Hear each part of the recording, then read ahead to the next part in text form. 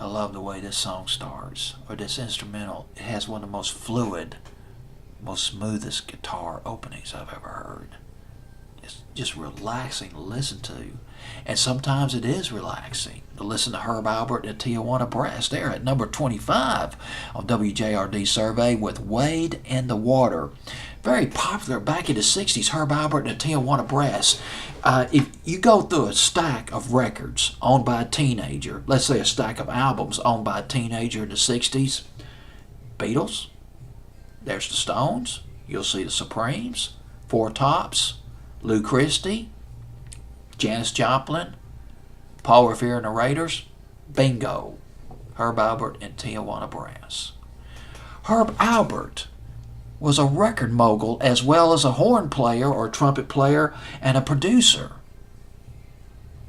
He formed A&M Records with Jerry Moss in 1962. And he had his first hit record in 1962, Herb Alpert did, with The Lonely Bull. Now, the Tijuana Brass was started out as session musicians, and then he formed his own band, which was called the Tijuana Brass. Herb Alpert did in 1965. This guy just had it, he had it going on. 5 number one albums. That's right, he sold 5 number one albums. 5 of his albums went to number one. 9 Grammys, 14 of his albums went platinum. Another 15 of Herb Alpert's albums went gold. As of 1996, Herb Alpert sold over 72 million records around the world. This guy had some penetration, and that's not all. Herb Alpert is the only artist in the rock and roll era who's had a number one hit